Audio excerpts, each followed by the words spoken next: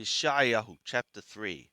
For behold, the Lord Yahweh of hosts doth take away from Jerusalem and from Yehudah support and staff, the whole support of bread, and the whole support of water, the mighty man and the man of war, the judge and the prophet, and the diviner, and the older, the captain of 50, and the honorable man, and the counselor, and the expert artificer, and the skilful enchanter.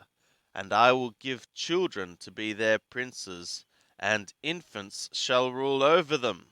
And the people shall be oppressed, every one by another, and every one by his neighbor. The child shall behave himself proudly against the old man, and the base against the honorable. When a man shall take hold of his brother in the house of his father, saying, Thou hast clothing, be thou our ruler, and let this ruin be under thy hand. In that day shall he lift up his voice, saying, I will not be a healer, for in my house is neither bread nor clothing. Ye shall not make me ruler over the people.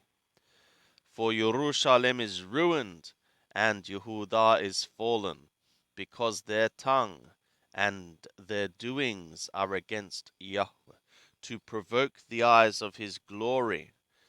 The show of their countenance doth witness against them, and they declare their sin as Sodom, they hide it not. Woe to their soul, for they have done evil to themselves. Say ye of the righteous that it shall be well with him, for they shall eat the fruit of their doings. Woe to the wicked, it shall be ill with him, for what his hands have done shall be done to him. As for my people, children are their oppressors, and women rule over them. O my people, they that lead thee cause thee to err, and destroy the way of thy paths. Yahweh standeth up to contend, and standeth to judge the peoples. Yahweh will enter into judgment with the elders of his people, and the princes thereof. It is ye that have eaten up the vineyard, the spoil of the poor is in your houses. What mean ye, that ye crush my people, and grind the face of the poor, saith the Lord Yahweh of hosts?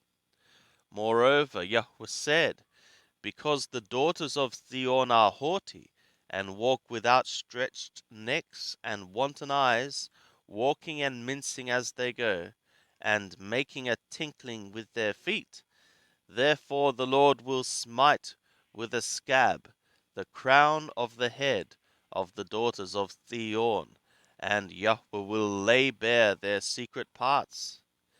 In that day the Lord will take away the beauty of their anklets, and the calls, and the crescents, the pendants, and the bracelets, and the mufflers, the dome caps, and the ankle chains, and the sashes, and the houses of the soles, and the amulets, the rings, and the nose jewels, the festival robes, and the mantles, and the shawls, and the satchels, the hand mirrors, and the fine linen, and the turbans, and the veils. And it shall be, that instead of sweet spices there shall be rottenness, and instead of a belt, a rope, and instead of well set hair, baldness, and instead of a robe, a girding of sackcloth, branding instead of beauty.